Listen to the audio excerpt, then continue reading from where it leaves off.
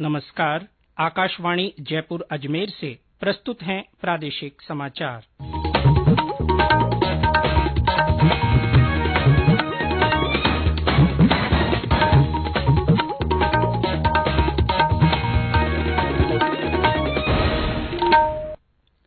मुख्य समाचार। प्रदेश में अब बरसात से कटाई के बाद रखी फसल खराब होने पर भी बीमा क्लेम मिल सकेगा। इसके लिए किसानों को 72 घंटे में सूचना देनी होगी।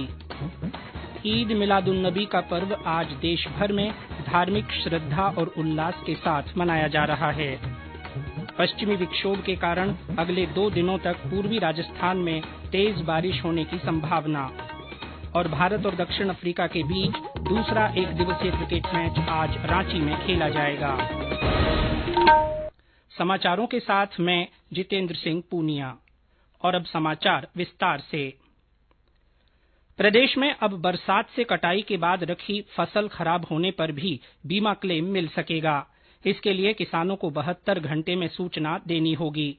प्रधानमंत्री फसल बीमा योजना के अंतर्गत इस नुकसान की भरपाई हो सकेगी। कृषि विभाग ने बीमा कंपनियों को तत्काल सर्वे कार्यवाही शुरू करने के निर्देश दे दिए हैं। कृषि मंत्री लालचंद कटारिया ने बताया कि फसल में हुए नुकसान की सूचना बीमा कंपनी के टोल फ्री नंबर पर या क्रॉप इंश्योरेंस ऐप के माध्यम से भी दी जा सकती है।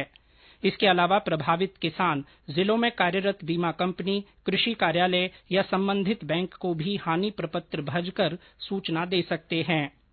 इधर कृषि आयुक्त कानाराम ने विभागीय अधिकारियों और बीमा कंपनियों को तत्काल फील्ड में पहुंचकर फसल खराबे का संयुक्त सर्वे की कार्यवाही प्रारंभ करने के निर्देश दिए हैं, ताकि प्रभावित काश्तकारों को बीमित फसलों के नुकसान का क्लेम दिलवाकर राहत प्रदान की जा सके। मुख्यमंत्री अशोक गहलोत ने बीते 2 दिनों में राज्य में भारी बारिश के कारण कई जिलों में हुए फसलों के नुकसान के लिए किसानों को उचित मुआवजा देने के दिशा निर्देश दिए हैं। मुख्यमंत्री ने जिला कलेक्टरों को निर्देशित किया है कि वे फसल खराबे की विशेष गिरदावरी करवाकर किसानों को राहत दिलवाना सुनिश्चित करें। श्री गहलोत ने आमजन से भी अपील की है कि खराब मौसम में यथासंभव सावधानी बरतें और अनावश्यक घर से बाहर न निकलें। ईद मिलादुन्नबी का पर्व आज देश भर में धार्मिक श्रद्धा और उल्लास के साथ मनाया जा रहा है। इस मौके पर राज्यपाल कलराज मिश्र और मुख्यमंत्री अशोक गहलोत ने सभी प्रदेशवासियों को मुबारकबाद दी है। अपने संदेश में राज्यपाल ने कहा कि ईद मिलाद का ये मुबारक दिन हमें शांति, भाईचारे और अमन का माहौल कायम करने का पैगाम देता है। पैगंबर मोहम्मद साहब ने अपना पूरा जीवन जरूरतमंदों और वंचित लोगों की भलाई के लिए समर्पित किया है। उनका जीवन हमें सच्चाई की राह पर चलने और गरीबों की मदद करने के लिए प्रेरित करता है। मुख्यमंत्री ने इस मुबारक मौके पर सभी मुस्लिम भाई बहनों से अपील की है कि वे पैगंबर मोहम्मद साहब के आदर्शों को अपने जीवन में उतारें। आज शरद पूर्णिमा है। इस अवसर पर प्रदेश के सभी मंदिरों में विशेष धार्मिक आयोजन और महारास की झांकियां सजाई जाएंगी। गोविंद देव जी मंदिर के प्रबंधक मानस गोस्वामी ने बताया कि रात्रि 7:15 बजे से 7:30 बजे तक विशेष झांकी सजाई जाएगी। गलतापीठ और मातहत मंदिरों में पीठाधीश्वर स्वामी के सानिध्य में शरदोत्सव मनाया जाएगा। बड़ी चौपड़ स्थित लक्ष्मी नारायण बाईजी मंदिर में महंत सानिध्य में शरद पूर्णिमा उत्सव मनाया जाएगा। चांदनी में खीर का भोग लगाया जाएगा और अगले दिन सोमवार को शीतल खीर की प्रसादी वितरित की जाएगी। इस मौके पर शहर में कई जगहों पर औषधि युक्त खीर का वितरण किया जाएगा। प्रदेश के 14 जिलों में कल कोरोना के 46 नए मामले सामने आए हैं, जबकि 67 व्यक्ति कोरोना संक्रमण से मुक्त हुए हैं। चिकित्सा विभाग की ओर से जारी रिपोर्ट के अनुसार कल जयपुर में 9, जोधपुर में 7, कोटा में 6, अलवर, उदयपुर और पाली में 4-4, डूंगरपुर में 3, अजमेर और बीकानेर में 2-2 तथा सीकर, सिरोही, नागौर, चित्तौड़गढ़ और भरतपुर में 1-1 नए मामले सामने आए। प्रदेश में सक्रिय मामलों की संख्या घटकर 251 रह गई है। राजस्थान पर्यटन विभाग और जिला प्रशासन की ओर से जोधपुर के ओसियां में चल रहे 2 दिवसीय परंपरागत मारवाड़ उत्सव का आज दूसरा और अंतिम दिन है। आज का समापन समारोह लोक संस्कृति के रंगों और विभिन्न रोमांचक स्पर्धाओं से भरा रहेगा। पर्यटन विभाग की सहायक निदेशक डॉ सरिता फिडोदा ने बताया कि मारवाड़ उत्सव के अंतर्गत विभिन्न खेल प्रतियोगिताएं आयोजित की जाएंगी और रेतीले धोरों पर लोक सांस्कृतिक संध्या के साथ उत्सव का समापन होगा। ये समाचार आकाशवाणी जयपुर अजमेर से प्रसारित किए जा रहे हैं। मानसून की विदाई के बाद अचानक शुरू हुआ बारिश का दौर लगातार 3 दिन से जारी है।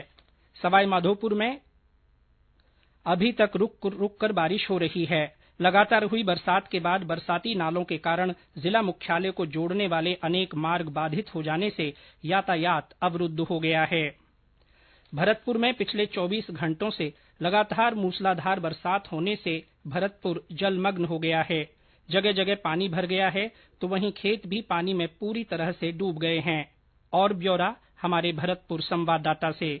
भरतपुर में 3 दिन से हो रही बरसात का दौर अभी भी जारी है। पिछले 24 घंटों से लगातार मूसलाधार बरसात होने से भरतपुर जलमग्न हो गया है। जगह जगह पानी भर गया है तो वहीं खेत भी पानी में पूरी तरह से डूब गए हैं। बरसात का दौर अभी भी जारी है। बरसात होने से भरतपुर में चल रही ऐतिहासिक जसवंत प्रदर्शनी मेला भी पूरी तरह से तहस नहस हो गया है। लगातार झमाझम बरसात होने से किसानों के अरमानों पर पानी फिर गया है और रबी की फसल की बुवाई में बाधा आ गई है। कृषि विशेषज्ञों का मानना है कि अब करीब 10 से 15 दिन रबी की फसल की देरी से बुवाई होगी। हालांकि बरसात केवलादेव राष्ट्रीय उद्यान के लिए फायदेमंद है। उद्यान की झीलों में पानी आ जाने से आगामी शरतकालीन सीजन पर्यटन के लिहाज से बेहतर होना माना जा रहा है। शिव कुमार वशिष्ठ, आकाशवाणी समाचार, भरतपुर। सीकर के कई निचले इलाकों में अभी भी पानी भरा हुआ है, जिससे आम जनजीवन पूरी तरह प्रभावित हुआ है। बूंदी में गुढ़ा नाथावतान के पहाड़ी तलहटी में फलमुंडा प्लांटेशन के पास खेतों में धान की फसलें जलमग्न हो गई हैं। कोटा बैराज के 9 गेट खोलकर 1,07,000 क्यूसेक पानी की निकासी की जा रही है। दूसरी ओर मध्य प्रदेश में लगातार हो रही भारी बारिश के कारण गांधी सागर बांध से 97,000 क्यूसेक पानी की निकासी की गई है।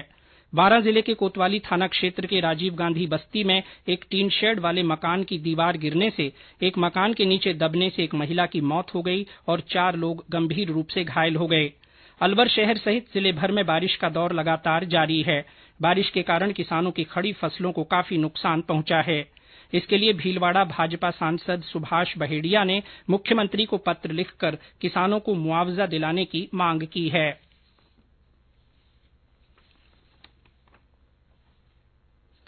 देवस्थान विभाग की ओर से वरिष्ठ जनों के लिए पहली निःशुल्क ट्रेन यात्रा मंगलवार से शुरू होगी।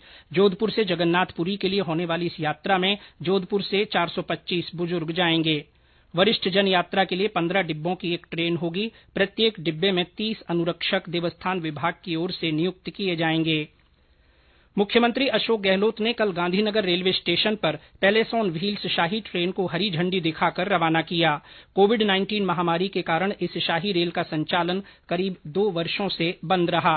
आरटीडीसी और पर्यटन विभाग की सकारात्मक पहल से ये ट्रेन एक बार फिर शुरू हुई है। प्रदेश का पत्र सूचना कार्यालय आज से 18 अक्टूबर तक लद्दाख के लिए 10 दिवसीय प्रेस यात्रा शुरू कर रहा है। इस यात्रा में केंद्र सरकार के विभिन्न विभागों और संस्थाओं की ओर से लद्दाख में आमजन के विकास के लिए किए जा रहे महत्वपूर्ण कार्यों और गतिविधियों की जानकारी के लिए मीडिया कर्मियों को दी जाएगी। भारत और दक्षिण अफ्रीका के बीच दूसरा एक दिवसीय क्रिकेट मैच आज रांची में खेला जाएगा। इससे पहले लखनऊ में खेले गए पहले मैच में भारत को मामूली अंतर से हार का सामना करना पड़ा था। और अंत में मुख्य समाचार एक बार फिर। प्रदेश में अब बरसात से कटाई के बाद रखी फसल खराब होने पर भी बीमा क्लेम मिल सकेगा। इसके लिए किसानों को 72 घंटे में सूचना देनी होगी। ईद मिलादुन्नबी का पर्व आज देश भर में धार्मिक श्रद्धा और उल्लास के साथ मनाया जा रहा है।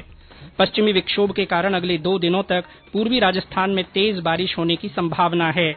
और भारत और दक्षिण अफ्रीका के बीच दूसरा एक दिवसीय क्रिकेट मैच आज रांची में खेला जाएगा।